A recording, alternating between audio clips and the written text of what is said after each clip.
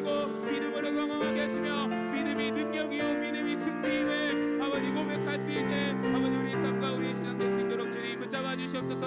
하나님이 여전히 붙잡아 주시고 우리가 더욱더 주 앞에 나아갈 수 있도록 아버지여 아버지여 우리 삶을 주님 붙들어 주시옵소서. 더욱더 믿음으로 나아가기 소원합니다. 믿음으로 하나님 앞에 나아가기 소망합니다. 모두도 믿음을 경험하고 아버지 믿음의 은혜를 경험할 수 있는 아버지 우리 삶이 될 수 있도록 아버지 여전히 붙잡아 주시옵소서.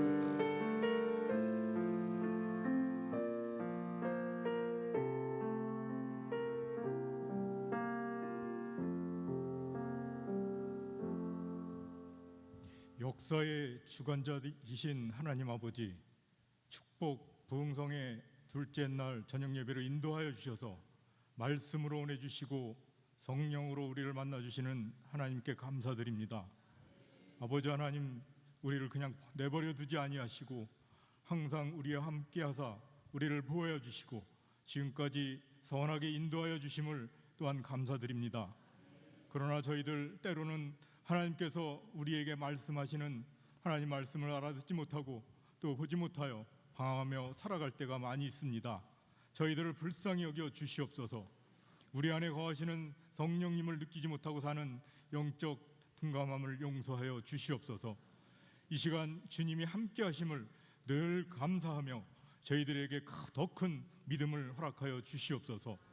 이번 부흥성회를 통하여 우리 의의 10년까지 하나님의 형상으로 회복되게 하시며 구원의 감격이 회복되게 하시며 하나님의 첫사랑이 회복되게 하시며 말씀 안에서 성령 충만함이 회복되는 역사가 일어나게 하여 주시옵소서. 찬양을 회복시켜 주셔서 성도들이 경건과 영성이 회복되게 하시고 교회 안에 그리스도의 영이 충만하여 성도들이 풍성한 영적 생명을 얻게 하여 주시옵소서. 특별히 부흥성회를 통하여 우리 교회가 다시 한번 새롭게 되기를 원합니다. 교회의 모든 성도들이 하나 되어 기도하며 예배하며 주님의 사랑을 실천하는 공동체가 되게 하여 주시옵소서. 저희들 각자의 삶이 복음의 도구가 되어 가정과 일터에서 이웃과 사회에서 예수 그리스도의 사랑을 전하는 삶이 되게 하여 주시옵소서. 하나님 아버지, 이 시간 간절히 기도하는 모든 성도들이 기도를 들어주시고 각자의 형편과 사정을 주님께서 친히 응답하여 주시옵소서. 질병으로 고통받는 자에게 치유의 은사를 주시고 상처받고 낙심하는 자에게 위로를 주시고 믿음이 흔들리는 자에게 굳건한 믿음을 허락하여 주시옵소서. 이 시간도 주님께서 귀하게 쓰시는 강사 목사님을 저에게 보내주셔서 말씀 듣게 하시니 감사드립니다. 특별히 간구하오니 강사 목사님께 능력을 더하셔서 말씀으로 충만하며 성령으로 충만케 하셔서 말씀 증거하실 때마다 크신 은총이 역사가 일어나게 하시옵소서. 귀한 성회 동안에도 건강을 지켜주시고 피곤치 않게 하여 주시옵소서. 오늘도 강사 목사님의 하나님 말씀을 전하실 때 죽은 영혼이 살아나고 하나님께 영광을 돌리게 하여 주시옵소서. 이 시간도 부흥성회의 모든 것을 주님께서 인도하여 주실 것을 믿사옵고 예수님의 이름으로 기도드립니다. 아멘.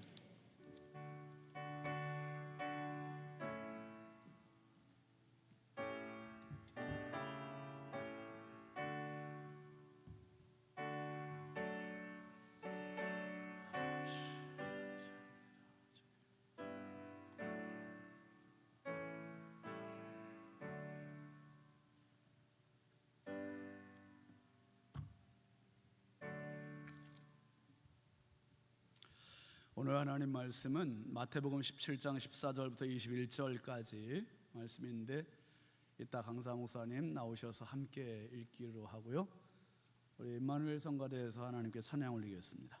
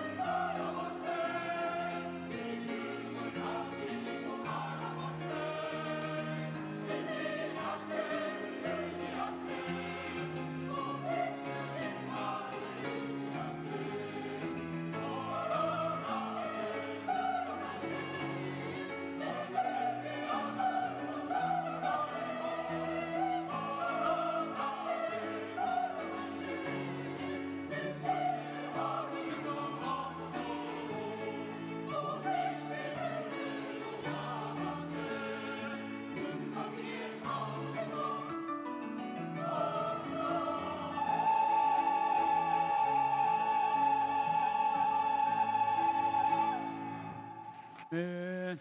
할렐루야. 네, 귀한 찬양 감사합니다. 오늘 아주 귀한 손님들이 오셨습니다. 우리 청주 서문교회 박명령 목사님 심무하시는 교회 장로님들이 멀리 청주에서부터 여기까지 이렇게 오셨어요. 목사님 응원해 주시려고. 우리 장로님들 한번 잠깐 좀 일어나실까요? 우리 박수로 뜨겁게 환영하겠습니다. 축복합니다. 감사합니다.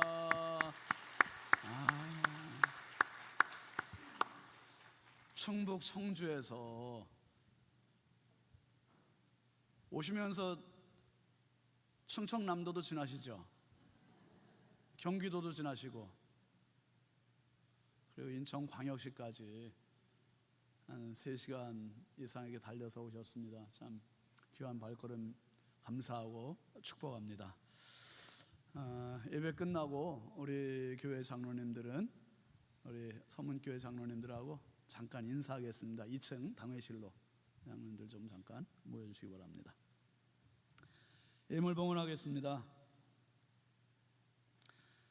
1,000번째 이승길 집사님 익명으로 조근호 장로님, 김필련 권사님, 구논선 성도님, 김영무 집사님 감사예물, 이광복 집사님, 기영순 권사님, 오정숙 권사님, 서림수 장로님, 윤진아 집사님, 김도연 권사님, 이병숙 권사님, 이선미 집사님, 장재현 장로님, 최경혜 권사님, 김정석 A 권사님, 김진수 집사님, 강현옥 집사님, 채연, 시연 청년들, 장현희 집사님, 박옥본 권사님, 최은아 집사님, 황정숙 집사님, 장윤서 집사님, 양재복 집사님, 김종명 집사님, 이수은 권사님, 김혜연 집사님, 유영근 집사님, 김도연 전도사님, 김복연 전도사님, 성종란 성도님, 이상진 집사님 익명으로, 황희돈 집사님, 임민경 권사님, 정양규 목사님, 이예숙 권사님, 홍순진 집사님, 유석인 장로님, 이순복 권사님, 유순희 권사님, 이진호 장로님, 이현희 권사님, 황복만 장로님,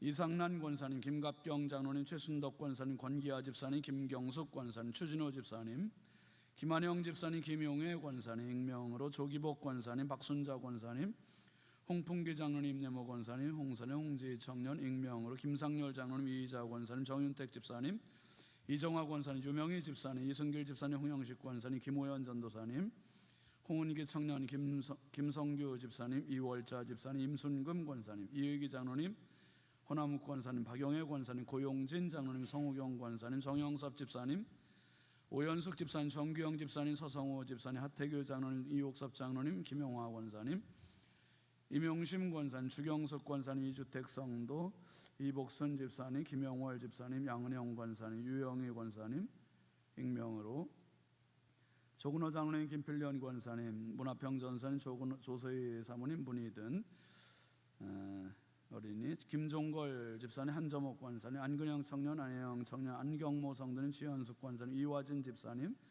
박성근 집사님, 강은희 집사님, 김미자 권사님, 강미정 집사님, 우영재 권사님, 오경숙 전사님, 신은혜 집사님, 배은숙 전사님,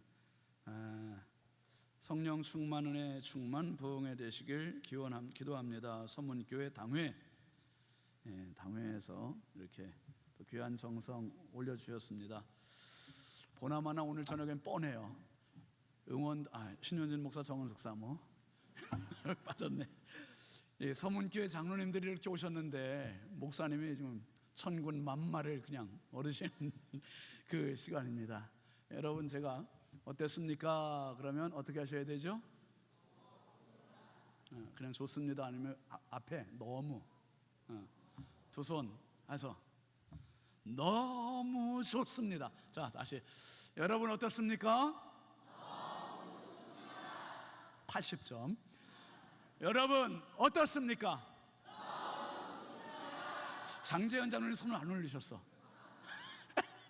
다시 한번 여러분 어떻습니까? 할렐루야. 오늘 밤이 그 축복의 밤의 정점이 될 줄 믿습니다. 우리 산을 옮기는 믿음이라는 제목으로 청주 서문교회 박명용 목사님 나오셔서 오늘도 큰 은혜 끼쳐주실 겁니다. 뜨거운 박수와 함성과 발구름으로 환영하겠습니다.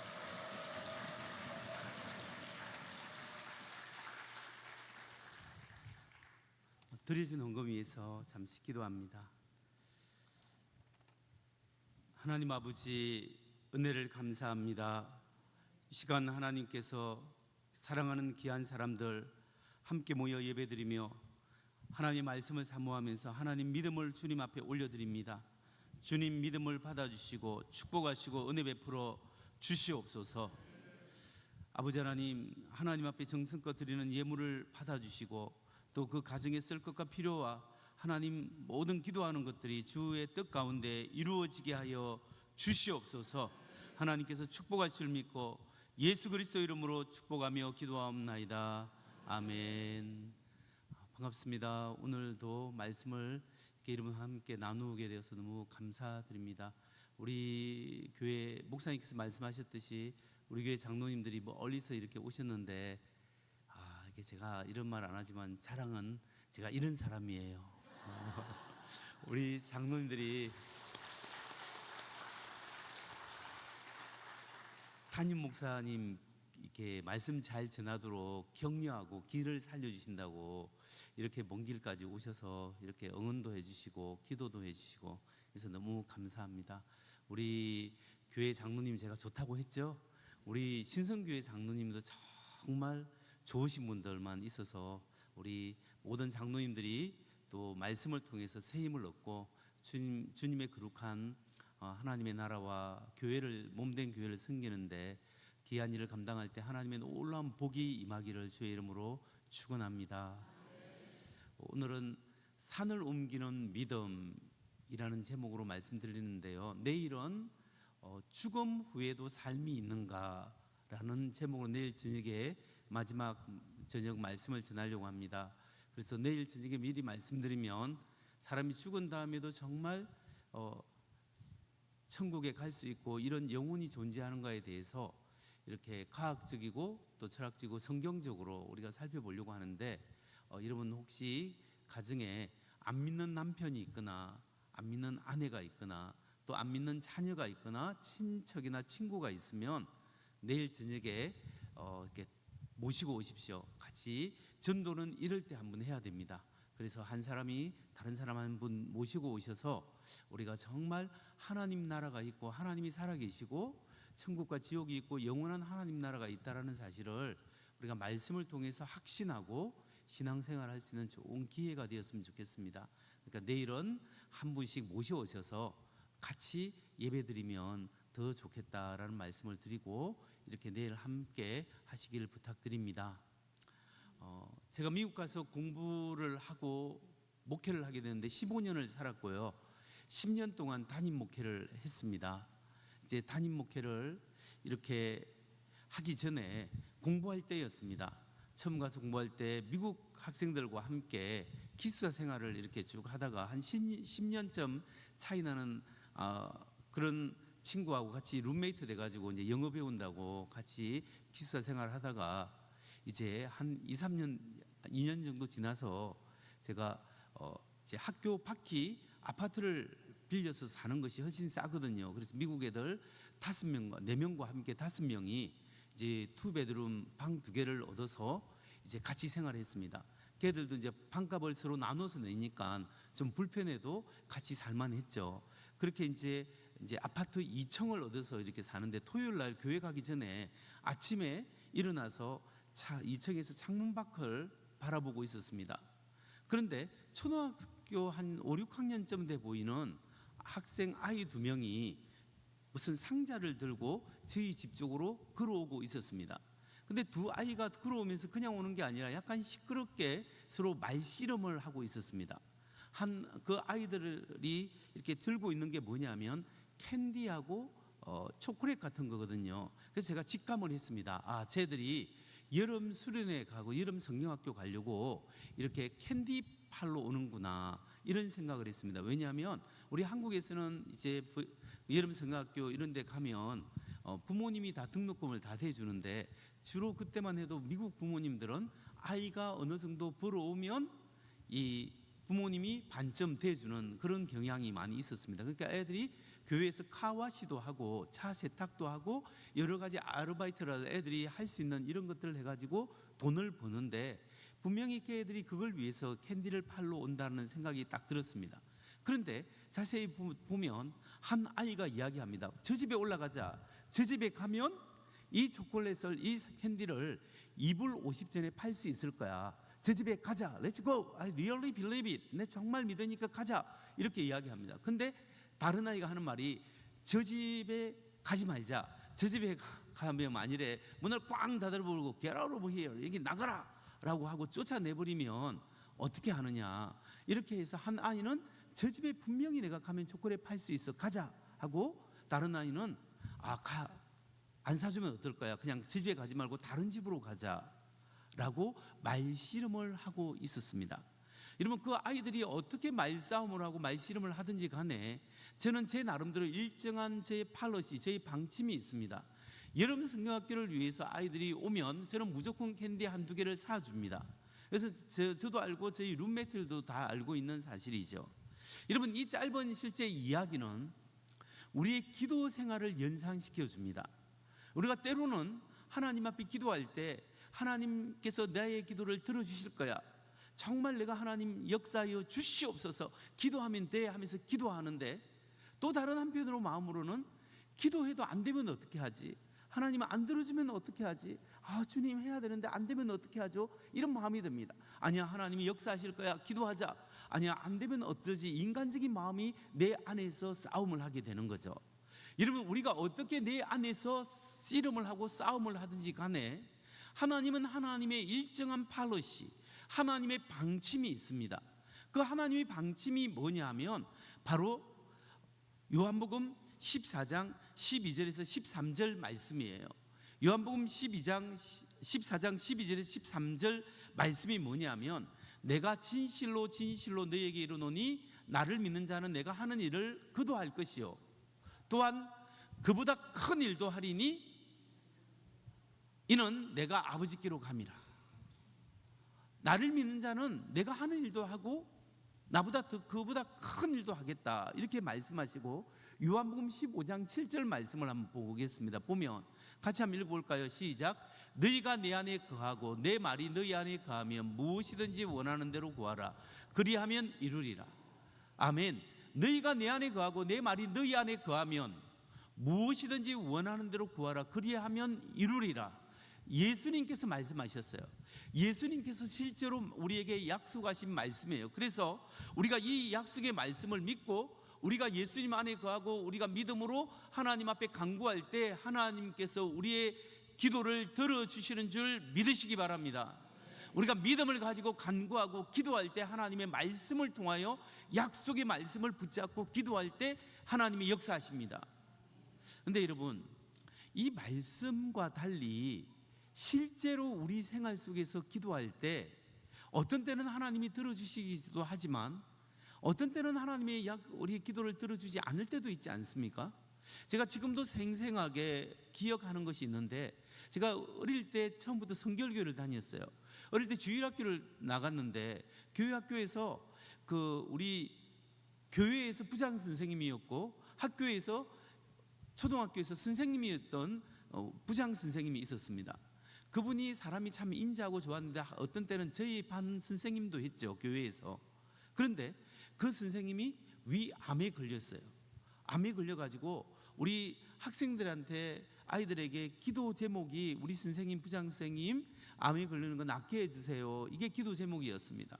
그래서 우리 아이들이, 어린 아이들이 부장 선생님을 위해서 하나님 낫게 해주세요 같이 기도했고요.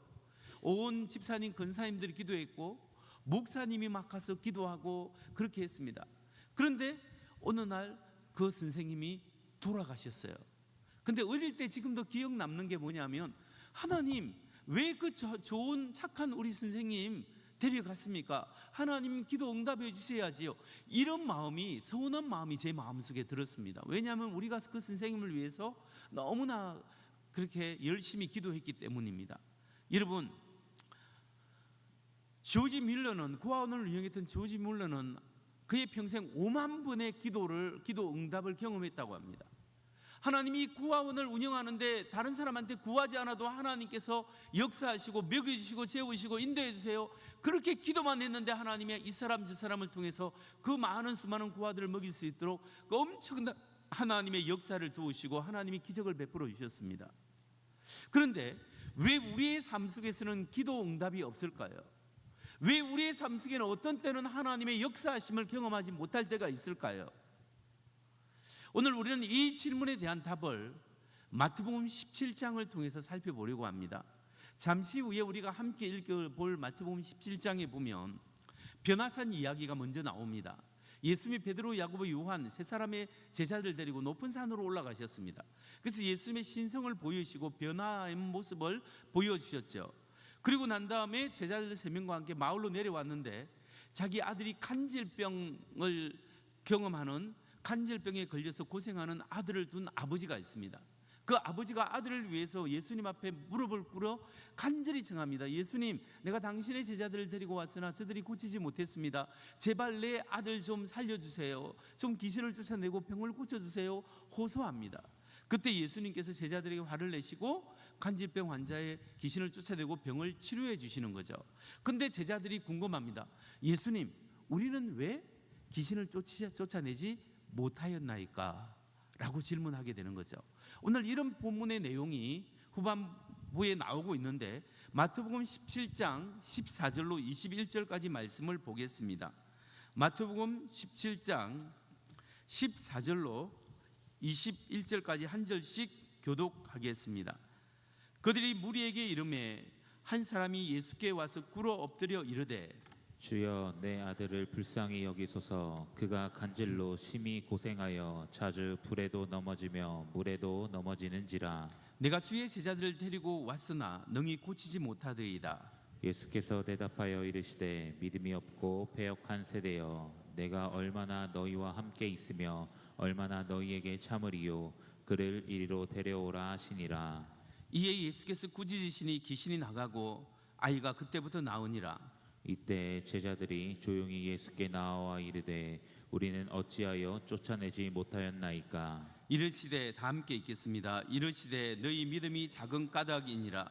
진실로 너희에게 이르노니 만일 너희에게 믿음이 겨자씨 한 알만큼만 있어도 이 산을 명하여 여기서 저기로 옮겨지라 하면 옮겨질 것이요 또한 너희가 못할 것이 없으리라. 아멘. 오늘 우리는 이 말씀을 통해서 우리의 삶 속에 기도 응답이 없는 이유는 무엇인가? 또한 산을 옮길 만한 믿음은 과연 어떤 믿음인가? 여기에 대해서 살펴보고자 합니다. 여러분, 오늘 본문에 보면 산 아래에 있었던 제자들, 그 제자들은 간질병 환자를 치유하고 귀신을 내쫓는데 실패했습니다. 그러면 그들은 병을 고치지 못했고 귀신을 쫓아내지 못했습니다. 그렇다면 여러분, 이 제자들이 원래 이렇게 귀신을 쫓아내지 못하거나 병을 치료하는 능력을 가지고 있지 않았을까요? 사실은 우리가 지금 마태복음 17장을 읽고 있는데 마태복음 10장에 보면 10장 1절입니다. 1절에 보면 예수께서 그의 12제자를 부르사 들어온 귀신을 쫓아내며 모든 병과 모든 약한 것을 고치는 권능을 주시니라. 그러니까 예수님께서 마태복음 10장 1장에서 12제자를 나중에 보면 각각 사람들을 짝을 지어서 보내서 실습을 시킵니다. 귀신을 쫓아내고 병을 고치고 예수 이름으로 복음을 전파하는 그 놀라운 실습을 시키고, 그래서 누가복음에 보면 예수님 놀랍디다. 정말 예수님 이름으로 귀신이 나가고 병자가 치료되고 놀라운 기적이 일어났습니다 하니까 그것으로 기뻐하지 말고 네 이름이 천국에 기록되는 것을 기뻐하라. 예수님께서 그렇게 말씀하시지 않습니까? 그러니까 이 마태복음 10장에서는 제자들이 병을 고치고 귀신을 쫓아내는 능력이 있었어요. 그런데 그로부터 채 1년도 지나기 전에 마태복음 17장에 와서 동일한 제자들이 이제 간질병 환자를 고치는데 실패한 것입니다. 그럼 여기서 질문이 있습니다. 마태복음 10장에서 그 제자들이 귀신을 쫓아내고 병을 고치는데 성공했는데 고쳤던 제자들이 왜 마태복음 17장에 와서는 귀신을 쫓아내거나 병을 고치는데 실패했을까요?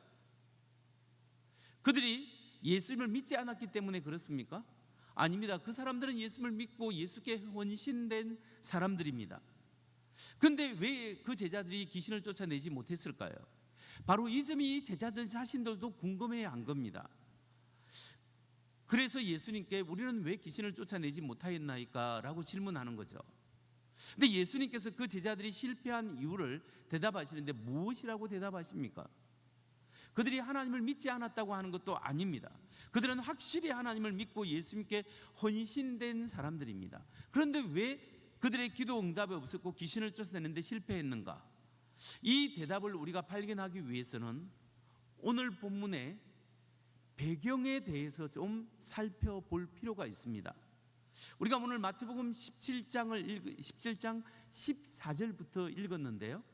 마태복음 14절부터 21절까지를 살펴보고 있는데 그 앞에 마태복음 17장 1절부터 나오는 사건이 어떤 사건이라고요? 변화산 사건입니다. 예수님께서 베드로, 야고보, 요한 세 명의 제자를 데리고 높은 산으로 올라가서 예수님의 신적 능력을 보여주시면서 그때 베드로가 초막셋을 지어서 여기 거하기를 원한다고 그렇게 말했지 않습니까? 예수님의 신성을 보고 그 제자들은 땅에 다 엎드려 죽은 것처럼 되었습니다. 그리고 변화된 주님의 모습을 보이고 제자들과 함께 마을에 내려왔을 때 지금 간질병 환자를 둔 아버지가 예수님께 와서 꿇어 엎드려서 내 아들 좀 살려주세요, 그렇게 하고 있는 것이죠. 자, 여기서 우리는 마태가 변화산 사건 다음에 간질병 환자를 고치는 이 사건을 두는 것을 통해서 다음과 같은 가능성 있는 상상을 해볼 수 있습니다. 말씀의 근거에서 우리가 생각해 보면 어떤 생각을 할 수 있냐 하면, 예수님이 베드로, 야고보, 요한 세 명의 제자들을 데리고 높은 산으로 올라갔을 때 나머지 9명의 제자들은 어디에 있었을까요? 나머지 9명의 제자들은 마을에 있었죠. 산 아래 마을에 있었을 것입니다. 그 마을에서 그 제자들이 뭐 했을까요? 뭐 여러 가지 했었겠지만 마을을 이게 뭐 어떤 사람들이 사는가 구경할 수도 있었고 이렇게 저렇게 돌아다니고 있었겠죠. 그런데 어느 사람이 아마 급히 쫓아왔을 겁니다. 여보세요, 여보세요. 여러분 예수님의 제자들이죠? 예, 그렇습니다. 근데 예수님 어디 가셨죠? 예수님요? 우리 예수님은 제자 3명 데리고 저 산 있죠? 저기 높은 산에 갔는데요. 언제 내려오세요? 잘 모르겠는데요. 아, 큰일 났네. 예수님도 안 계시고 제자들도 올라가고 이걸 어쩌지? 노노노노노, 무슨 말씀을? 우리도 예수님의 제자예요. 지금 당신이 뭐 때문에 그런지 우리한테 말해주세요. 우리도 예수님의 제자예요. 내 아들이 내 친구 아들이 간질병에 걸려가지고 불에도 들어가고 물에도 들어가고 난리가 났는데 이 예수님이나 예수님의 제자들을 모셔서 고치려고 했는데 예수님도 가고, 아니 우리도 예수님의 제자라니까요. 그리고 그 환자 어디 있는데요? 한번 가봅시다 해서 9명의 제자들이 아마 그 집에 갔지 않았겠습니까? 간질병 환자의 아버지가 그냥 뛰어나서 제발 좀 내 아들 좀 살려달라고 애걸 했을 겁니다. 그때 성질 급한 어느 제자가 나와서 기도했을 거예요. 나사렛 예수 그리스도 이름으로 명하노니 귀신아 떠나가라. 1년 전부터 이렇게 실습을 했기 때문에 분명히 떠나가야 되는데 안 떠나가는 거예요. 이상하다. 이보게 한두 명 같이 해보게. 한 두세 사람이 같이 안수하며 기도했을 거예요. 나사렛 예수 이름으로 명하노니 귀신아 떠나가라. 간질병은 나을지어다. 안 낫는 거예요. 안 떠나가는 거예요. 이제 체면이 없어지기 시작합니다. 여보게 좀 안 되겠어. 우리 다 같이 찬양하고 같이 안수기도 해보자고. 그래서 이제 제자들이 여러 명이 같이 한꺼번에 막 기도를 하고 하는데 귀신도 안 떠나가고 병도 안 고치고 지금 문제가 생긴 거예요. 얼마나 오랫동안 기도한지 모르겠습니다. 땀을 뻘뻘 흘리면서 전에는 됐는데 왜 안 되지 하면서 열심히 기도하고 있습니다. 근데 실패한 거예요. 제자들의 체면이 그냥 땅에 떨어졌습니다. 간질병 환자 아버지는 땅에 주저앉아서 너무나 힘들어 마음 아파하고 있죠. 바로 그 순간에 예수님이 산에서 내려오신 거예요. 예수님이 내려왔다는 소식을 듣고 간질병 환자를 둔 아버지가 맨발로 쫓아나서 예수님 앞에 무릎을 꿇었다고 그럽니다. 그리고 예수님 앞에 무릎 꿇고 엎드려서 예수님 제발 내 아들 좀 살려주세요. 내가 당신의 제자들을 데려왔으나 저들이 넋이 고치지 못했습니다 라고 이야기합니다. 이 이야기를 들은 예수님의 마음이 어떻겠어요? 예수님이 화를 내시는 거예요. 화를 내시면서 믿음이 없고 이 패역한 세대여, 내가 얼마나 너희와 함께하고 얼마나 오랫동안 너희와 함께해야 있어야 하고 얼마나 오랫동안 너희를 참아야 하리요. 예수님의 구중을 하시는데 왜 예수님께서 이렇게 구중을 하셨을까요? 그 제자들을 그렇게 오랫동안 데리고 다녔음에도 불구하고 그 제자들에게는 믿음이 없었다라는 거예요. 그들이 faithfulness, 신실하지 않았습니다. 이 말은 다시 말해서 그 제자들은 예수님과 영적인 친밀감을 가지고 있지 않았다는 것이에요. 예수님과 하나님과 깊이 사귀는 영적인 친밀감이 없었기 때문에 그래서 예수님이 그들을 꾸짖으신 거예요. 우리가 이것을 어떻게 알 수 있느냐 하면 마태복음 17장 20절에서 그 의문의 답을 근거를 발견할 수가 있습니다. 20절 보면 이르시되 믿음이 작은 까닭이니라.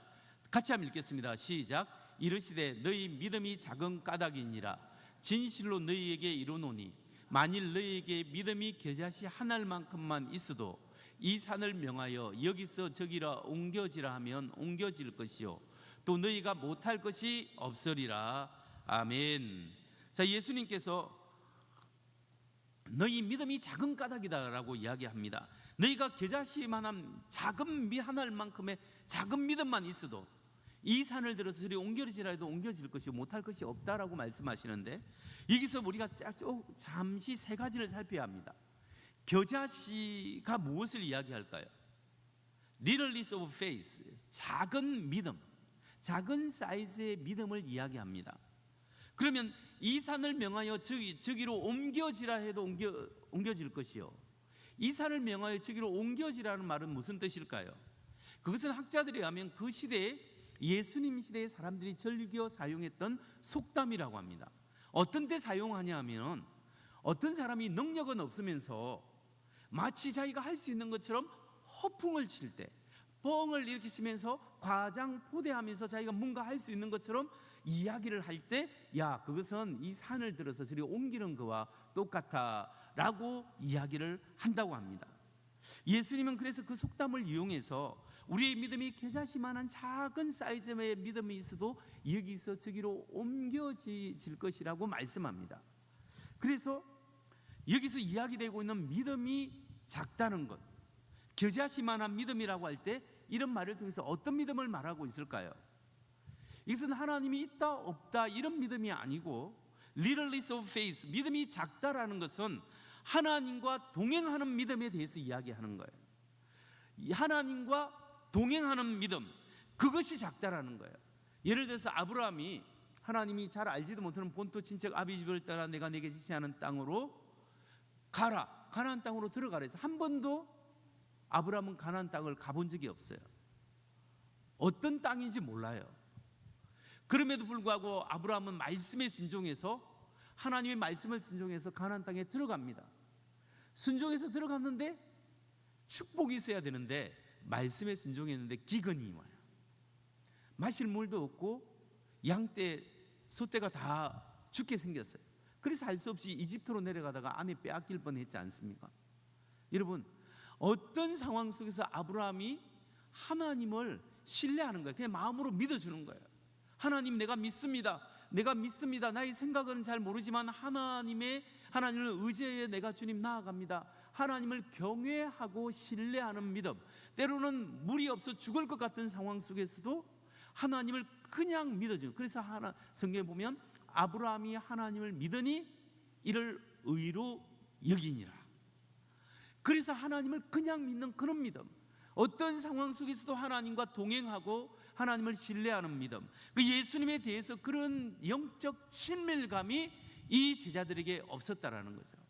이런 배경적 지식을 가지고 이 말씀을 다시 한번 해석해 보면 이 겨자씨만한 믿음이란 뭐냐? 예수님과의 영적인 친밀감을 말하고 있는 거예요. 그렇기 때문에 예수의 말씀, 너희 믿음이 작은 연고이니라. 진실로 너희에게 이르노니 만일 너희 믿음이 겨자씨 한 알만큼만 있으면 이 산을 명하여 저기로 옮겨지라 해도 옮겨질 것이요 너희가 못할 것이 없으리라. 이 말씀의 진정한 의미는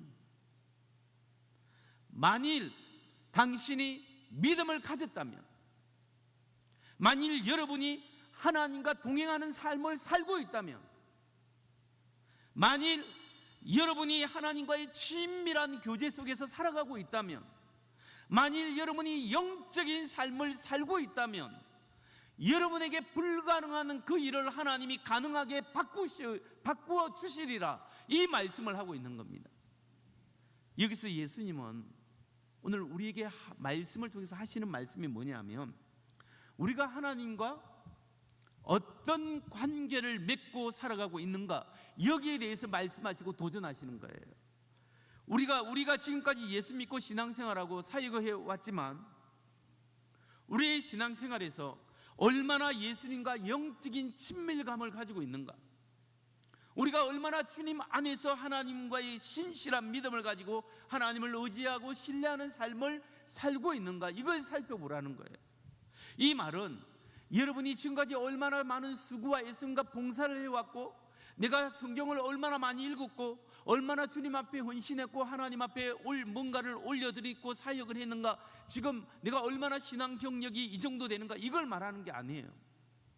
지금 예수님께서 여러분에게 이야기하는 건, 여러분 마음속에 예수의 영이 있고 하나님 아버지와 함께 동행하는 그 믿음이 있는가, 주님과 살아있는 영적인 관계성 속에 지금 살고 있는가, 이걸 이야기하고 있는 거예요. 여러분, 그렇기 때문에 우리의 기도가 응답되지 않는 이유는 분명합니다. 그 이유는 아직까지 우리가 하나님과 동행하는 우리의 삶이 연약하기 때문일 수 있습니다. 우리의 기도가 응답되지 않는 이유는 아직까지 우리의 영적인 삶이 하나님이 나를 통하여 하나님이 하시고자 하는 일을 펼쳐갈 수 있도록 그런 영적인 삶이 되지 못하기 때문일 수 있습니다. 우리의 기도가 응답되지 않는 이유는 여러분과 하나님이 맺고 있는 영적인 친밀함이 하나님이 사용하실 만한 그 수준에 이르지 못하기 때문일 수 있습니다.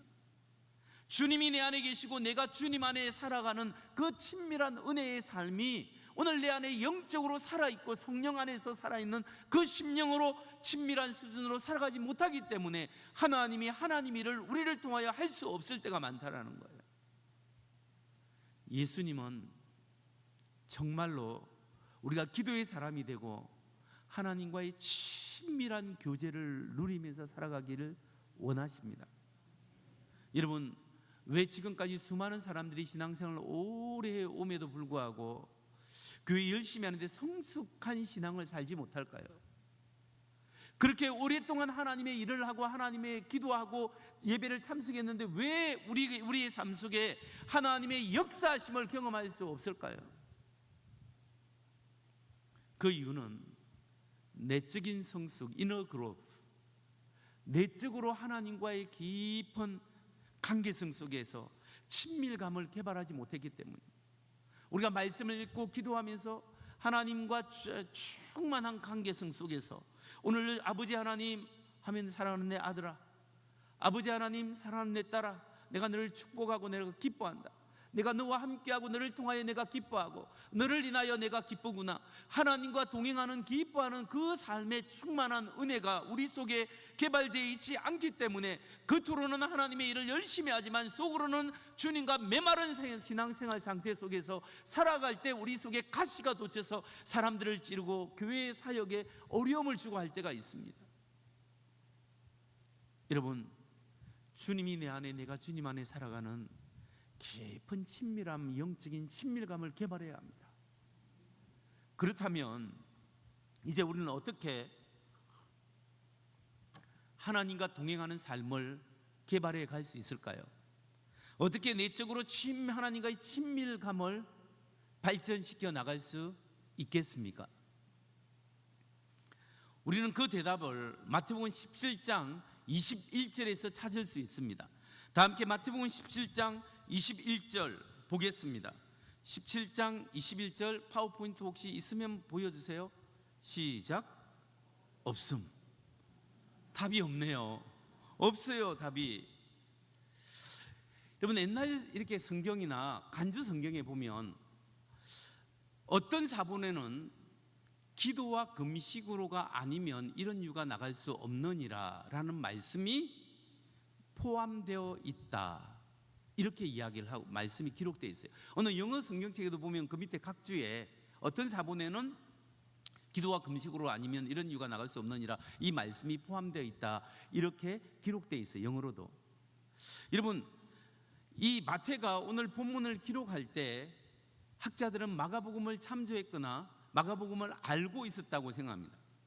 그래서 마가복음의 원조인 이 말씀에 먼저 쓰였던 마가복음에 보면 이 말씀에 동일한 말씀이 나오는데, 그 동일한 말씀에는 여기에 예수님이 하신 말씀의 일부가 적혀져 있어요.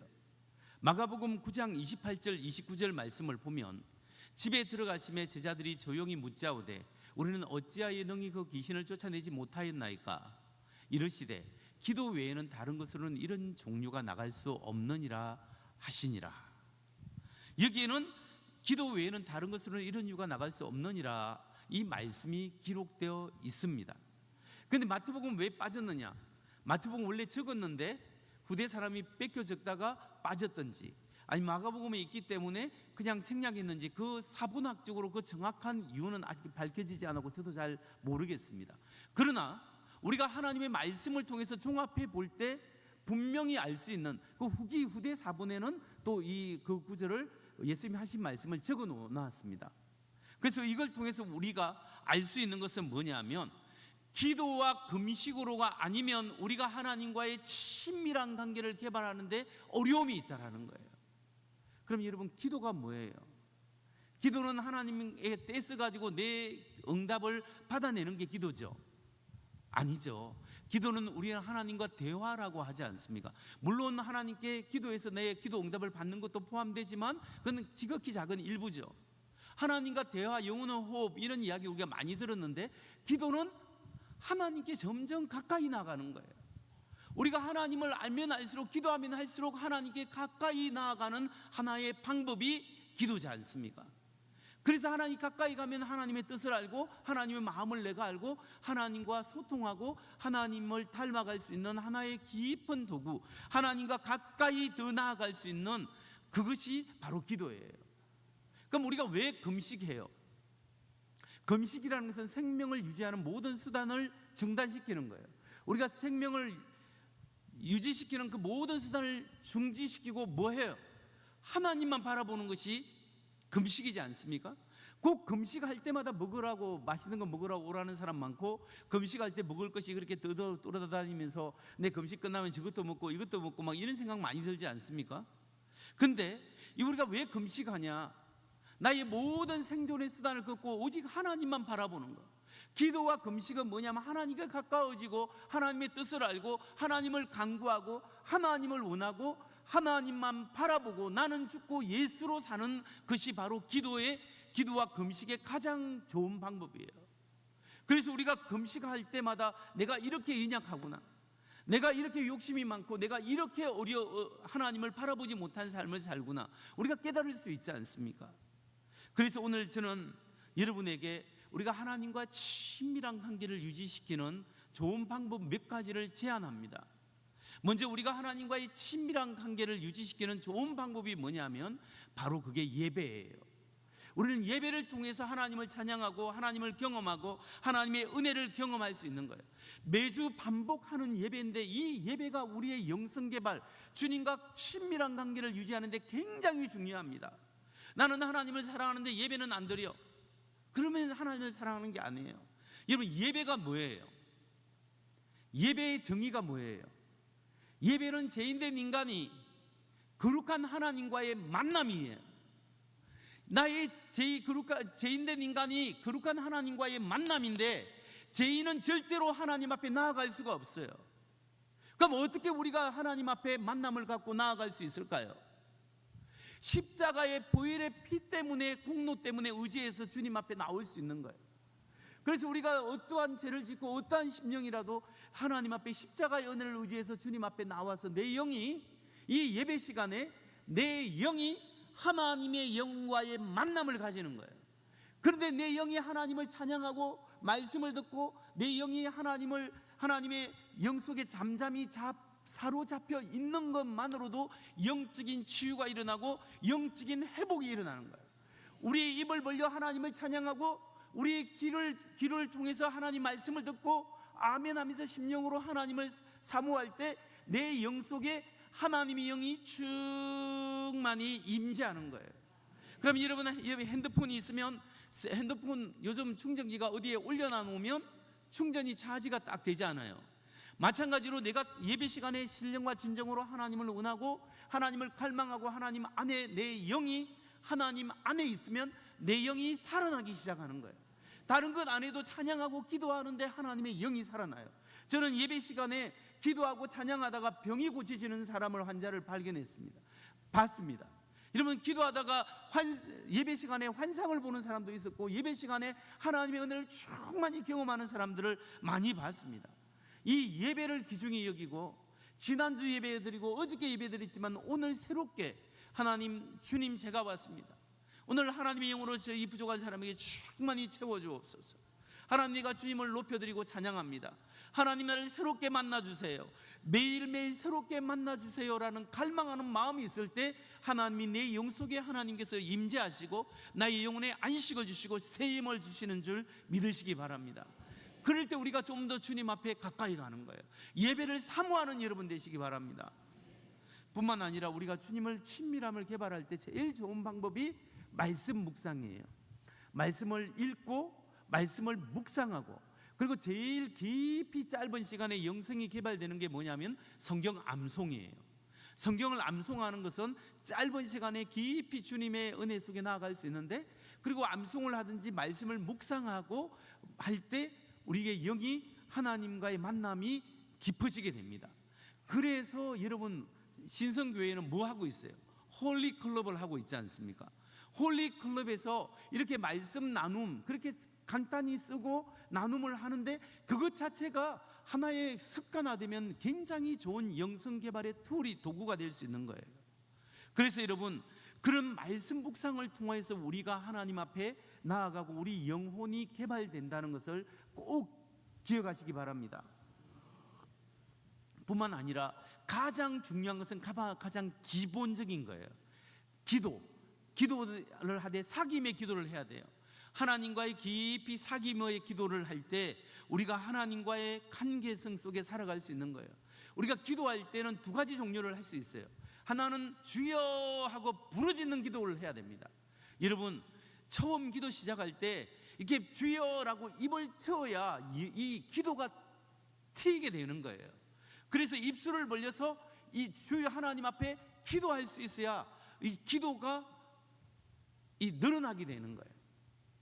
그래서 우리가 하나님 앞에 부르짖는 기도 굉장히 중요합니다. 왜냐하면 급하면 부르짖어야죠. 우리가 부르짖는 기도를 통해서 영성이 성장하는 거예요. 그런데 굉장히 깊은 기도는 말씀을 묵상하면서 조용히 하나님 앞에 때로는 묵상하는 기도예요. 그 묵상하는 기도를 통해서 하나님의 성령의 음성을 들을 수 있고 성령의 인도하심을 받을 수 있어요. 그래서 우리 그리스도인들은 두 가지를 놓치면 안 돼요. 어떤 교회에서는 부르짖는 기도만 요구하고 어떤 사람은 조용히 기도하라고 하는데 아니에요. 우리는 두 개 다 할 수 있어야 돼요. 그래서 부르짖는 기도를 통해서 하나님의 은혜를 갈망하고 또 새 힘을 얻고, 때로는 조용히 말씀을 묵상하면서 하나님 내게 말씀해 주세요. 주여, 주의 종이 듣겠나이다. 주여, 부족한 사람이 듣겠나이다. 내 생각 속에, 내 심령 속에 하나님 말씀해 주세요. 말씀을 사모하는 거예요. 그렇게 사모할 때 하나님이 내게 말씀하시는 거예요. 여러분, 기도할 때 우리가 주의해야 될 것은 오늘 새벽에도 잠시 언급했지만 기도할 때 거룩한 기도의 낭비의 시간이 필요해요. 거룩한 기도 낭비의 시간이 필요해요. 무슨 말이냐면 기도할 때 하나님이 우리의 기도의 시간을 받으시고 어느 정도 기도가 쌓일 때 하나님이 응답하는 경향이 많으세요. 그래서 어떤 기도는 금방 응답해 주는 기도가 있고 어떤 때는 하나님께서 끈질기게 기도를 요구할 때가 있어요. 예를 들면 열왕기상 18장에 보면 우리가 잘 아는 사건이 나옵니다. 어떤 사건이 나오냐면 엘리야 선지자가 갈멜산 위에서 바알 선지자 450명과 함께 이 제단을 쌓아놓고 어느 신이 참 신인가 해서 제단 쌓고 난 다음에 거기서 송아지를 잡아놓고 불로서 응답하는 신이 참 신이다, 불로서 응답하소서라고 했지 않습니까? 맨 처음에 바알 선지자 450명이 막 춤을 추면서 바알이여 불로서 응답하여 주옵소서 막 하니까 기도하는데 아무런 변화가 없습니다. 그러니까 엘리야 선지자가 놀립니다. 여러분의 신이 놀러 갔는가 보다, 낮잠 주무시는가 보다. 이러니까 이 사람들이 막 화가 나가지고 그냥 옷을 찢고 살을 찢고 막 그러면서 막 춤추면서 응답해 달라 했지만 오후 늦게까지 춤을 춰도 아무런 응답이 없었어요. 이제 엘리야 타임이었습니다. 엘리야 선지자가 혹시나 속임수 한다고 할까 싶어서 제단을 쌓아놓고 황소를 잡아놓고 송아지를 잡아놓고 제단 주위에 물을 12동이를 붓는 거예요. 그래서 위에서부터 가득 고랑까지 찰 수 있도록 붓고 난 다음에 바로 하나님께 기도합니다. 하나님이여, 여호와 하나님이 참 하나님이심을 보여주옵소서, 불로서 응답하여 주옵소서. 기도하니까 어땠습니까? 바로 즉각적으로 불이 임했습니다. 불이 임해서 제단을 다 태우고 물까지 다 핥아버렸습니다. 하나님이 응답했습니다. 하나님이 참심인 것이 증명되었습니다. 그래서 바알 선지자들 다 처단해버립니다. 하나님이 여기서 보면 어떤 기도 응답이었다고요? 즉각적인 기도 응답, 즉각적으로 기도가 응답되었습니다. 그런데 열왕기상 18장 바로 이어서 그 사건 다음에 바로 이어서 나오는 사건이 뭔지 아세요? 그 이스라엘 땅에 3년 이상 3년 6개월 동안 비가 안 왔습니다. 가뭄이 들었어요. 기근이 들었기 때문에 엘리야 선지자가 이번에는 하나님 비를 내려주세요 라고 기도했습니다. 엘리야 선지자가 하나님을 향해서 비를 내려주세요 기도하자마자 바로 폭풍우 치면서 비가 쏟아졌죠? 아닙니다. 다 아시네요. 쏟아진 게 아니에요. 비가 안 왔어요. 우리가 잘 알다시피. 그래서 어땠습니까? 엘리야 선지자 무릎 사이에 막 머리를 숙이고 기도했지 않습니까? 저도 해보려고 했는데 이게 안 돼요. 얼마나 기도를 많이 했으면 그렇게 되겠습니까? 그렇게 해서 두 번째 열심히 기도했는데 비가 안 와요. 세 번째 기도하고 4번을 기도하고 5번을 기도하고 얼마나 간절히 얼마나 오랫동안 기도했는지 모릅니다. 그래서 6번을 기도하고 사안한테 가서 봐라, 비가 오는지. 안 옵니다. 7번째 기도했을 때 손바닥만한 구름이 와가지고 비가 왔어요. 여기서 질문, 왜 불을 위해서 기도할 때는 똑같은 하나님이 즉각적으로 응답해 주셨는데 동일한 선지자, 똑같은 영성을 가진 엘리야가 이번에는 비를 위해서 기도할 때는 왜 그렇게 응답을 안 해주시고 오랫동안 시간을 끌고 있었을까요? 하나님이 왜 그러셨죠? 그 이유에 대해서 성경을 아무리 읽어도 하나님 대답을 안 하세요. 그런데 우리가 여기서 알 수 있는 영적 레슨, 영적 교훈이 뭐냐면 하나님이 기도 응답하실 때까지 어떤 기도는 끈질기게 해야 한다는 거예요. 어떤 기도는 그냥 하면 즉각적으로 응답해 주는 기도가 있어요. 근데 어떤 기도는 끈질기게 하나님 앞에 기도할 때 하나님이 목적이 있는 것 같아요. 어떤 때는 하나님의 때에 응답할 때가 있고 어떤 때는 기도하는 사람의 영성을 하나님과의 친밀한 관계를 유지시켜 줄 수 있도록 하나님께서 영적 성장을 이끌어 가시는 경향이 있어요. 제가 미국에서 10년 목회했다 했잖아요. 근데 제가 개척교회를 했는데 개척교회를 하고 싶어서 한 게 아니고 제가 전도사로 가서 만 8년 9년 차에 목사 안수를 받으려고 했습니다. 이제 정식 전도사 8년이 지나고 9년 차에 미국에서 목사 안수를 받으려고 제 동기들은 다 목사 안수를 받았는데 늦게 공부하다가 보니까 늦게 받게 된 거예요. 그래서 어느 목사님 밑에 들어가서 이제 개척한다고 해서 개척한 지 1년 돼서 그 목사님과 함께 얼마 안 돼 가지고 이렇게 같이 생활을 하는데 채 1년 정도밖에 안 된 교회 목사님이 한국의 어느 교회에 청빙을 받아서 가게 됐어요. 근데 한 20몇 명 모이는 교회였는데 그 어른들이 20몇 명 모이는 교회에 대부분이 다른 교회 다니다가 이 목사님이 개척한다니까 그냥 옛날에 부목사 했던 목사님이 개척한다니까 그렇게 모인 거예요. 근데 모였는데 1년 만에 한국 가니까 미국은 500명 교회도 잘못하면 와르르 무너지거든요. 30명 남고 그럽니다. 그러니까 이 교회는 파운데이션이 안 됐으니까 목사님 지도자가 떠나니까 다 흩어져 버리는 거예요. 4명, 5명도 안 남았어요. 5명, 4명이나 남았는데 전도사가 제잖아요. 제 목사 안수 받아야 되는데 2월 달에 지방회 때 그런 일이 생겼어요. 그러니까 지방회 바로 직전에 생겨갖고 지방의 목사님들이 2명의 목사님들을 파송해가지고 우리 미국 교회 빌려 쓰는데 여기 와서 목사님이 설교를 하는데 4-5명밖에 안 남고 우리 전도사 부부가 남아있어요.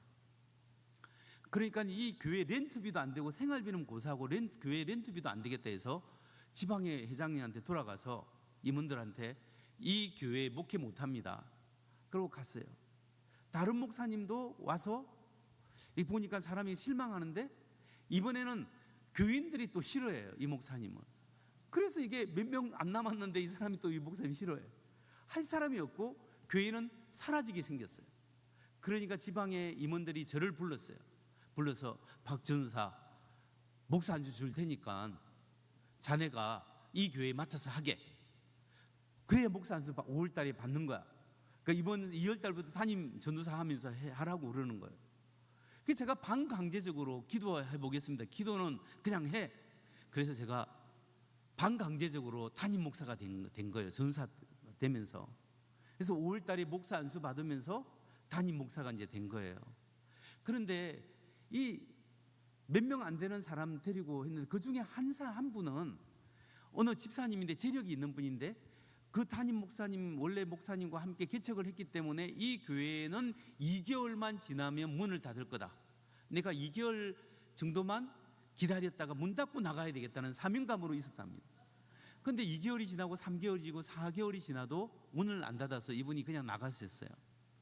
사람이 또 없죠. 근데 제가 멀리 있다가 가까이 이사 와갖고 새벽 예배도 하고 막 하는데 우리 새벽 예배 우리 집 사람 나눠놓고 설교를 하고 우리 집 사람 화장실 갔다 오면 제가 혼자서 기다려야 되고 막 이렇게 해서 그냥 민망한 이 상황이 있어요. 근데 개척교회를 열심히 젊은 부부가 그때 제가 33살, 34살이었거든요. 젊은 사람이 그냥 열심히 이렇게 30대 중반에 그냥 그렇게 열심히 했는데 성도들이 잘 안 오잖아요. 그러니까 우리 집 사람도 막 젊은 어린 나이에 그냥 사모가 돼가지고 그냥 만 31에 사모가 돼가지고 그 담임 목회를 하고 있는 거예요. 그러다 보는데 하나님의 긍휼하심으로 유학생들 중에 그 집사님이 있는데 UC 리브사이드라고 대학원에 그 박사 과정에 있는 분이 있는데 그분이 자기 학교에 한국 사람 밥 먹으러 가자고 몇 명을 데려오기 시작했습니다. 2-3명을 데려왔는데 밥이 맛있대요. 왜냐면 우리 집 사람이 밥을 해가지고 먹였거든요. 근데 밥이 맛있다고 해서 또 3-4명이 그 다음에 더 들어오는 거예요. 그리고 그렇게 해서 한 10명이 됐어요. 10명이 넘고 한 약간 12명이 되고 이렇게 매주 조금씩 한두 사람에서 밥 먹으러 오는 거예요. 근데 이 사람이 이공계 석사, 박사 학생들이에요. 근데 그 사람들의 90%가 교회를 처음 다니거나 예수 안 믿는 사람들입니다. 그냥 밥 먹기 위해서 이렇게 찾아온 사람들이에요. 근데 그 중에서 카이스트에서 박사학위를 받고 UC 리브사이드에 포닥으로 온 사람이 있는데 강 박사가 그 사람이 똑똑한 친구가 그 중에 한 명으로 이제 들어오기 시작했습니다. 근데 이 친구가 와서 제가 앞에서 처음 오면 저하고 같이 이야기하면서 밥을 먹는데 이 친구가 목사님 저는 예수 믿으려고 온 게 아니고 교회 한번 밥 먹으러 나왔습니다. 그러니까 저기 다 밥 먹으러 나온 사람이에요. 걱정하지 말고 그냥 식사하죠 했는데 자기가 하는 말이 자기가 한국에서 자기 아내하고 결혼을 했는데 지금 먼저 왔는데 아내가 결혼 조건으로 교회 나가주기 해서 자기가 6개월 이상을 교회 나가고 1년 가까이를 교회 나갔다 합니다. 그런데 미국으로 온다고 하니까 목사님이 마음이 급해가지고 제 예수 믿게 만들어야 되겠다 해서 특별히 세례 교육을 좀 몇 주 시키고 난 다음에 내일 주일날 세례 주기로 했는데 토요일 날에 목사님한테 전화를 걸어서 내가 세례를 못 받겠습니다. 목사님 왜 세례 못 받겠냐니까 하나님이 계시는 것도 못 믿는데 내가 어떻게 세례를 받겠습니까? 그래가지고 세례를 안 받는 거예요. 그리고 왔다고 자기가 하는 거예요. 그래서 내가 강 박사님 그러면 하나님이 있는가 없는가 궁금하지 않냐고. 자기 궁금하대요. 그러면 예배 마치고 밥 먹고 난 다음에 나하고 1시간 반씩 한 6번만 만나서 하나님이 있는가 없는가 이야기해 보자고. 성경 공부입니까? 성경 공부는 아니고 그냥 하나님이 있는가 없는가 한번 이야기해 보는 거다. 1시간 반씩 하자니까 좋대요. 자기는 지금까지 진화론자로서 창조론자와 싸워서 한 번도 진 적이 없다. 똑똑하거든요. 지금 캐나다 국립대학에 교수하고 있대요. 근데 그 사람이 저하고 이제 예배 마치고 1시간 반씩 이야기를 계속 하나님 있냐 없냐, 예수만이 길이냐 진이냐 이야기하다가 6번이 끝나고 난 다음에 하는 말이 뭐 할 말 없어요 하니까, 목사님, 하나님이 살아계시는 게 믿어지고 예수님이 하나님의 아들인 게 믿어집니다. 자기가 세례를 받고 싶습니다. 어떻게 하면 세례를 받을 수 있을까요? 6주 동안 성경 공부를 해야 됩니다. 그래서 이제 하나님에 대해서, 예수님에 대해서 성경을 가지고 성경 공부하고, 아직도 안 믿는 친구들 앞에서 예수 믿기 전에 자기의 심령 상태, 예수님을 누구로 고백하고, 예수 믿고 이제 어떻게 살겠다, 이 3가지 포인트를 가지고 안 믿는 친구들 앞에 설교하기 전에 간증을 했어요. 그리고 난 다음에 세례를 받았어요. 근데 다른 사람들이 이걸 보고 충격을 받는 거예요. 왜 충격을 받냐? 이 친구가 똑똑하다는 걸 다 알고 있거든요. 저렇게 똑똑한 친구가 목사님하고 6번 만나가지고 이 사람을 헷가닥 해가지고 세례를 받고 앞에서 간증을 한다니까 웃긴 거예요. 그게 궁금한 거예요. 어떻게 해서 당신이 세례를 받겠느냐 물어보니까 목사님한테 가서 물어봐라. 그래서 이 사람이 그 중에 한 4사람이 저한테 목사님 궁금해서 물어보는 거예요. 그래서 그럼 강 박사와 같이 나하고 같은 식으로 이야기해보자. 그 5명 5대1로 하니까 자기들이 뭐 유리해가지고 막 여러 가지 질문도 할 거 아니에요. 그래서 하나님이 없다라는 증거를 대봐라. 쫙 대고, 나는 하나님이 있다는 증거를 대볼게. 쭉 대고 서로 이야기하고 말해 보면 여러분, 하나님이 있다는 증거가 훨씬 많아요. 과학적으로, 논리적으로, 철학적으로 훨씬 더 많아요. 이걸 모르는 사람 너무 많은데, 우리가 성경 하나님의 말씀이 진리고 말씀으로 믿어도 하나님이 살아계심을 알 수 있고, 일반 과학과 철학으로도 믿어도 하나님이 살아계신 게 증거가 훨씬 많아요. 그래서 진화론자들이 자꾸 질문하고 제가 대답하고 해서 그 사람들이 세례를 받게 된 거예요. 성경 공부하고 세례를 받아가지고 또 신앙 간증하고 또 세례를 받고, 그래서 20명이 오고 30명이 오고 막 이렇게 해서 너무 기뻐서 우리는 막 계속 했는데, 여러분 근데 유학생 목회의 단점이 뭔지 아세요? 장점은 아이를 잘 낳는다는, 아이를 잘 낳아.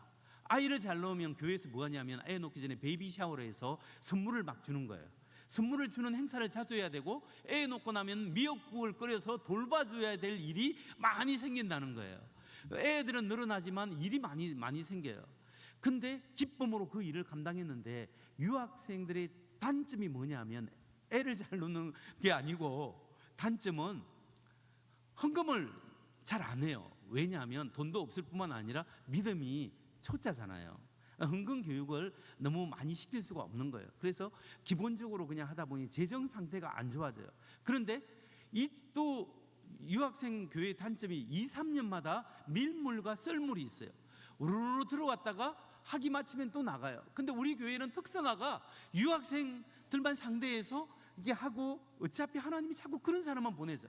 또 안 믿는 사람들을 보내주고 파송식 하고 세례 주고 또 한국으로 보내고 다른 나라로 보내고 타주로 보내고, 그런 일을 2번, 3번 이렇게 하다 보면 10년이 흘러가요. 그래서 한 7, 8년, 8, 9년 지나고 이렇게 했는데요. 계속 유학생들을 이렇게 또 정성은 돌보고 했는데, 어느 날 10년 가까이 됐을 때 제 아내가 하는 말이, 여보, 당신 이렇게 사역해서 되겠어? 하는 거예요. 무슨 말이냐고 하니까 너무 힘들다는 거예요. 왜냐하면 초신자들이 많다 보니까 밥하고 국하고 하는 거 제 아내가 다 해야 되는 거예요. 근데 이 미국 교회를 빌려서 하니까 교회에서 밥을 할 수가 없어요.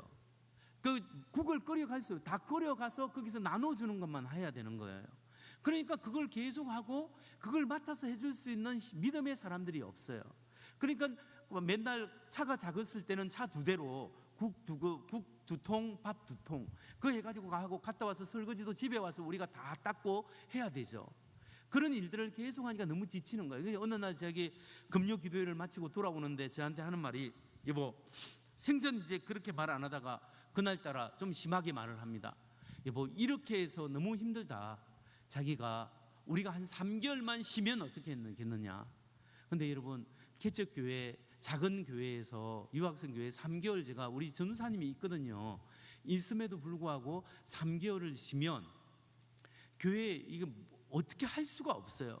그때 제가 믿음이 부족해가지고 내 없으면 안 되는 줄 알고, 그러면 우리 교회 문 닫는다, 그러면 그럴 수는 없다, 그러면 어떻게 부목사라도 어떻게 할 수 없냐고 하니까, 부목사라고 할 수 있는 방법은 한국 가는 길인데 내가 한국에 아는 사람이 없다.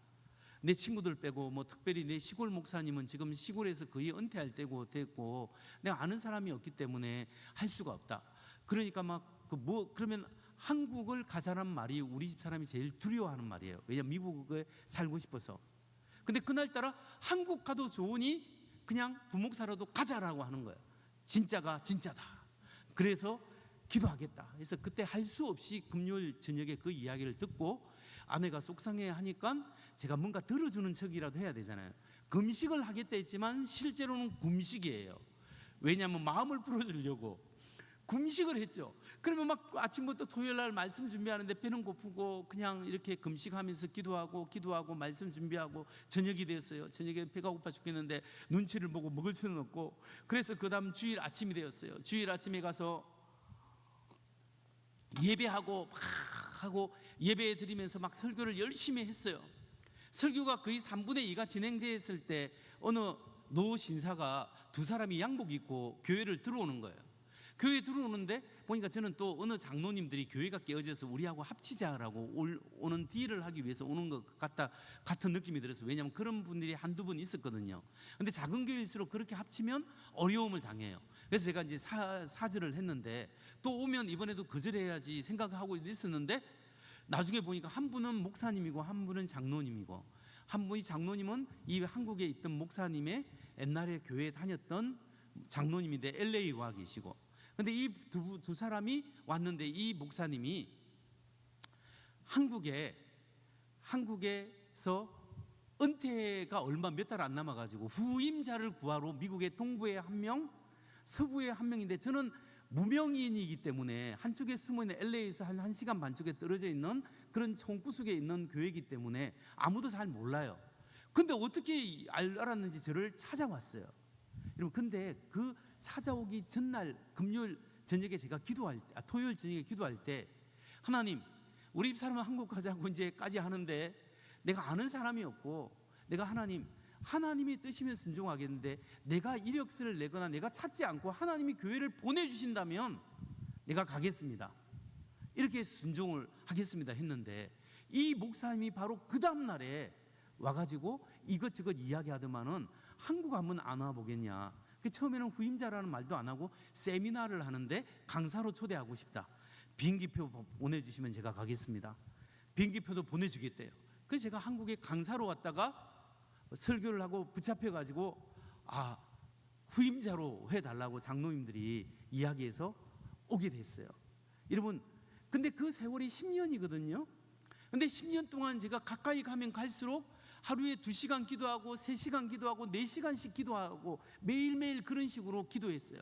왜냐하면 하나님의 은혜가 아니면 도저히 이 교회를 꾸려갈 수가 없기 때문에. 그래서 하나님의 은혜를 주시옵소서라고 그렇게 기도할 때 뭐가 달라지면 환경이 달라지는 게 아니라 제 마음이 달라지기 시작했어요. 하나님과의 가까움이 느껴지고 하나님의 은혜가 넘치고, 환경은 안 좋은데 하나님의 역사하심의 놀라운 은혜가 제 안에서 일어나더라는 거예요. 여러분, 때로는 하나님께서는 금방 들어주는 기도가 있고, 어떤 때는 끈질기게 하나님께서 기도하고 7번씩이나 기도하게끔 우리의 삶 속에서 만들어가는 이유가 뭐냐면, 우리의 이 악한 마음, 우리의 교만한 마음을 내려놓게 하시고 하나님만 바라보고 하나님의 역사하심을 경험할 수 있도록 하나님이 도와주시는 그 일을 하게끔 하기 위해서입니다. 여러분, 우리가 정말 예배를 통해서, 말씀 묵상을 통해서, 우리가 기도를 통해서 이 단순한 우리가 알고 있는 것에 진심을 다해서 기도할 때 주가 내 안에 거하고 내가 주님 안에 거하고, 그렇기 때문에 하나님께서 우리의 기도를 들으시고 응답하실 줄 믿으시기 바랍니다. 간증 한두 개 하고 마치겠습니다. 제가 군대에서 제대하고 복학했는데 신학교 3학년에 복학하면 한 방에 4명입니다. 제가 제일 고참이었습니다. 1학년 2명에다가 2학년 1명이 있었는데, 이 2학년 1명이 밤에 아파가지고 도저히 열이 나서 못해서 그 후배를 업고 서울신학대학 밑에 세종병원이 있는데 그 세종병원에 가서 응급실에 가니까 이 검사를 했는데 이상이 없대요. 의사가 이상이 없고 그 가니까 또 말짱해요. 그러다가 링겔 맞고 올라왔는데 밤에 새벽에 너무 아파가고 대굴대굴 굴르는 거예요. 그런데 이 친구를 그러면 그 다음 날에는 이제 우리 새벽예배 갔다 와서 이 친구를 병원에 데려갈까 어쩔까 하고 있다가 내 방에 있는 다른 두 명 후배에게 이야기했습니다. 오늘 밥 빨리 먹고 수업 받기 전에 올라와라. 올라와서 우리가 안수기도 한번 하자.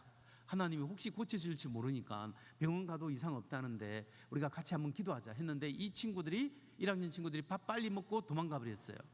왜 도망갔냐 하면 나중에 물어보니까 하나님이 안 고쳐주면 어떻게 하겠냐고. 안 고쳐주면 할 수 없는 거지 뭐 내가 어떻게 하냐. 근데 도망가 버렸어요. 그래서 저 혼자 올라와서 이 친구를 안수기도 안찰기도죠. 막 어깨를 손에 얹고 그냥 막 하나님 병원 가도 안 되고 하나님 도와주세요. 하나님 역사요 주시옵소서. 고쳐질 줄 믿습니다. 진짜 이렇게 기도했습니다. 왜 제가 믿습니다 이렇게 기도한 줄 아세요? 안 믿어지니까. 고쳐질 줄 안 믿어지니까 계속 믿습니다만 하고 나사렛 예수 이름으로 고칠지어다 했는데 안 고쳐져요. 그래서 나 놓고 애를 입을 덮어놓고 수업을 가야 되니까 수업을 갔어요. 수업 11시 반쯤 돼서 야 이제 12시도 가까이 되고 빨리 얘가 어떻게 됐는가 궁금해가지고 기숙사로 돌아오는데 계단 밑에서 이 친구 가방을 메고 백팩을 메고 뚜룩뚜룩 내려오는 거예요. 야, 너 웬일이냐? 하니까 이 친구가 선배님이 기도하고 난 다음에 조금 있다가 다 나왔어요. 나 가뿐해져서 내 지금 오늘 오후에 수업 땡땡이 치고 교회 일 보러 빨리 가려고요. 그래서 갔어요. 이 친구 갔다가 그 다음 주일 지나고 월요일 날 기숙사로 돌아와서 박명용 선배님 신유의 은사가 있더라. 이 소문을 이게 헛소문을 퍼뜨려 갖고 한동안 애들이 신유의 은사 있냐고 막 물으러 다녔어요. 지난주 그 친구를 만났어요. 목사님 모임에. 근데 그렇게 하나님께서 또 역사하셨어요. 제가 미국에서 그레이스 미션 대학교에서 이제 그 기독교 변정으로 전임 교수를 할 때 이제 그 과목도 가르치고 조직신학도 가르치고 설교학도 가르치고 많이 가르쳤는데 그 중에 그 학교는 선교사님을 250명 이상 해외 선교 파송을 한 학교라 지금도 많은 선교사를 파송하고 있는 학교예요. 그런데 그 어느 근사님이 그냥 신학을 배우고 싶어서 그 자리에 앉아 있었어요. 근데 막 계속 허리를 만지작거리고 막 해서 내가 수업 마치고 난 다음에 근사님 어디 아프세요? 하니까 사실 요즘 양방 병원도 가고 한방 병원도 가고 했는데 이게 안 낫는다고. 그래서 제가 그냥 나사렛 내가 기도 한번 하겠습니다. 나사렛 예수 그리스도 이름으로 명하노니 깨끗하게 나을지어다. 그 다음 주에 와서 목사님 기도받고 이게 다 나았어요. 그리고 그 한 학기 내내 그분이 아프다는 소리를 안 했어요. 정말로. 그 제가 서울에 목회할 때 어느 근사님이 금요 기도를 마치고 나가고 있는데 목사님하고 제 양복 옷깃을 붙잡더라고요. 근사님 왜 그러세요? 하니까 목사님 나 허리가 아픈데 이 좀 기도해 달라고. 그래서 제가 기도를 엄청 열심히 하고 있는데 너무 지쳐 있는 상태라 조용히 하나님께 손을 대고 기도를 했습니다. 예수님, 하나님 앞 성령님 이 시간 이 근사님의 허리를 고쳐주세요. 근데 이 근사님 말에 이 열이 머리 위에서부터 허리까지 쫙 내려가면서 이게 싹 나버렸다고. 근데 저는 이해가 잘 안 돼요. 제가 그렇게 한 게. 그래서 여러분 제가 지금 고친 케이스만 말했는데요. 제가 기도해서 안 난 사람 너무 많아요. 왜 그리 안 났는지 몰라요 나는. 근데 실망하지 말아요. 조용기 목사님도 기도해서 안 나온 사람이 훨씬 더 많다고 하더라고요. 근데 하나님이 왜 낫게 해주시고 어떤 사람은 안 낫게 해주시는지 모르겠어요. 근데 여러분 확실한 것은 제게 신유의 은사가 있는 게 아니에요. 그게 아니고 저는 믿음으로 그냥 기도하는데 하나님이 어떤 때는 저를 불쌍히 여기고 어떤 때는 그 집사님 근사님을 불쌍히 여기서 그 믿음 때문에 고쳐주시더라고요. 근데 구역에서 여러분 같이 구역 셀에서 같이 환자를 위해서 기도할 때 하나님의 뜻 가운데 기도할 때 정말로 기적같이 낫는 경우가 있어요. 하나님이 하시면 되는 거예요. 그게 문제는 뭐냐면 인간이 하는 게 아니에요. 우리가 능력이 있어 하는 게 아니라 우리 주님이 하시는 거예요. 우리 하나님이 행하시는 거예요. 그렇기 때문에 믿음을 가지고 여러분 우리가 기도하고 하나님께서 병 낫기 위해서 기도하고 하되 여러분 진짜 치유의 기적이 뭔지 아세요? 제가 서울에서 목회할 때 어느 근사님이 저한테 와서 목사님 그러는 거예요. 왜 그래요 근사님? 목사님 제 말 좀 들어보세요. 전에는요 하나님이 저 멀리 계시는 것 같았는데 이제 하나님이 내 마음속에 계세요. 하나님이 내 안에 계세요. 막 이렇게 하는 거예요. 저는 이것이 하나님이 역사하시는 치유의 기적이라고 생각해요. 하나님이 저 멀리 있는 하나님이 아니라 나의 하나님, 내가 믿는 하나님, 나와 동행하는 하나님, 나를 인도하시는 하나님, 그 하나님을 그 근사님이 고백하게 되는 것이 너무나 감사했어요. 그래서 목회하는데 어느 집사님이 저한테 와서 남자 집사님이 그랬습니다. 목사님, 제가 성령을 받기 전과 성령 받기 전하고 너무 틀려요. 성령 받기 전에는요 아무런 생각 없이 다니고 목사님 말씀 들어도 그냥 한 귀로 듣고 한 귀로 흘리고 그냥 예배에 앉아 있었는데요, 내가 어느 날 말씀을 통해 성령 받고 은혜를 받고 보니까 말씀이 쏙쏙 들어올 뿐만 아니라 내 마음속에 꽂히게 되고 이 마음에 막 불이 붙는다는 거예요. 그리고 자기가 엄청 많이 변화되고 있다는 거예요. 여러분, 저는 그것이 하나님의 놀라운 은혜다라고 생각하고 그게 하나님의 치유의 역사라고 생각합니다. 말씀을 마칩니다. 서론에서 이야기했던 그 캔디 파는 아이들이 있잖아요. 걔들이 저희 집으로 계단으로 올라오기 시작했습니다. 그리고 벨이 없는데 똑똑똑 두드렸습니다. 제가 기다리고 있었죠. 후이집 하면서 누구냐 하면서 문을 여니까 걔들이 웃으면서 하는 말이 이거 초콜릿인데 이 캔디 초콜릿을 네가 하나에 2불 50전에 안 사줄래? 사줄래? 이렇게 하는 거예요. 내가 I want to buy two, 2개 내놔라 그랬습니다. 그래서 5불을 줬어요. 5불을 주니까 이 집에 가면 팔 수 있을 거야 라고 했던 아이는 싱긋이 굉장히 빵긋 웃으면서 다른 애를 쳐다보는 거예요. 그래서 다른 애가 저 집에 가면 문 탁 닫고 나가 하겠다라는 애가 눈이 동그래 가지고 쳐다보는 거예요. 그러면서 하는 말이 How did you know he's gonna buy it? 너 저 사람이 사줄 줄 어떻게 알았냐? 라고 물어보는 거야. 그러니까 얘가 하는 말이 사실은 이 집에 우리 커전 사촌 형이 살고 있지. 한 번씩 내가 여기 가서 비디오 게임도 하고 있지. 그러면 자기 사촌 형 불러가지고 또 캔디 파는 거예요. 여러분, 이게 뭘 이야기하냐면 우리가 하나님을 알면 알수록, 하나님의 마음을 알려고 하면 할수록 하나님은 우리 마음을 아세요. 하나님이 우리 마음을 알면 알수록 우리의 필요한 것을 아시고, 우리가 간구할 때 하나님의 적합한 때 하나님께서 행하시고 응답하시고 역사해 주신다는 것을 여러분 믿어야 한다는 거예요. 그렇기 때문에 여러분, 오늘 정말 우리가 하나님, 문제는 우리 마음속에 성령의 역사, 성령 역사를 사모해야 합니다. 성령님과 주님과 동행하는 은혜가 있어야 됩니다. 주의 나를 불쌍히 여기시고 이 교만한 마음을, 이 불신앙과 불순종을 회개합니다. 주님, 내 마음속에 성령의 은혜를 다하여 주셔서 주님과의 친밀한 관계가 유지되게 하시고, 성령이 나를 통하여 말씀하시고 머리로뿐만 아니라 마음으로 말씀해 주셔서 주님의 앞에 순종해서 하나님의 역사를 경험하는 은혜를 주시옵소서. 하나님의 친밀함을 사모하는 여러분 되시기 바랍니다. 성령의 충만함을 사모하시기 바랍니다. 성령의 임재를 사모할 때 하나님의 놀라운 은혜를 경험하는 여러분 되시길 주의 이름으로 축원합니다. 임재, 우리 하늘의 문을 여소서. 한번 함께 찬양하고 기도하고 마치겠습니다. 하늘의 문을 여소서.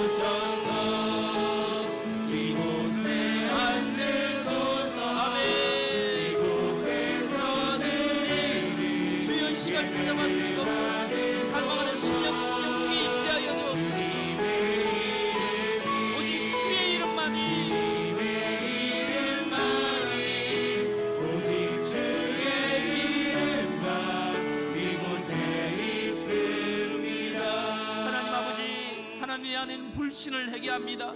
나의 불신앙을 회개합니다. 나의 불순종을 회개합니다. 하나님과의 깊은 사귐이 없이 그냥 궁한 마음대로 살았다 갔다는 신앙생활이 있습니다. 주여 불쌍히시고 주님이 내 안에, 내가 주님 안에 임하기를 원합니다. 주님 내 안에 계시옵소서. 주와 동행하고 성령으로 충만해서 오늘 다시 한번 성령의 놀라운 역사가 우리 마음속에 예수로 충만하고 예수로 충만하고 예수로 성령으로 충만한 인생 되게 하여 주옵소서. 주여 사모합니다. 나의 영혼 속에 강하게 임재하여 주옵소서. 주여 세 번 부르고 기도합니다. 주여 주여 주여. 하나님 아버지, 하나님 아버지, 이 시간 이곳에 오셔서 이곳에 임재하여 주옵소서. 주여 하나님 아버지, 다시 한번 하나님의 이름을 원합니다. 주여 이 시간 역사하시고 하나님 아버지 역사하여 주옵소서. 성령 하나님, 성령 하나님, 성령 하나님, 성령 하나님, 성령 하나님, 할렐루야, 할렐루야, 할렐루야. 아버지 신앙을 아버지 그만하고 있습니다. 주의 시간 찾아와 주셔서 주님을 하나님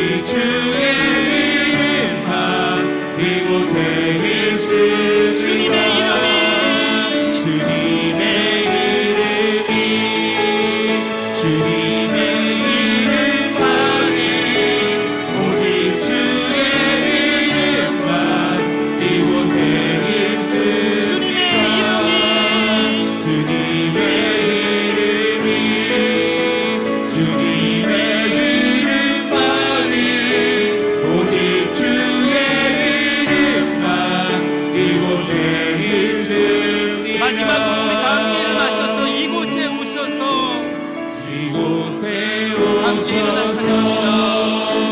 이곳에 앉으소서. 이곳에서 드리는 예배를 받으소서. 주님의 이름이 주님의 이름만은 오직 주의 이름만 이곳에 있습니다.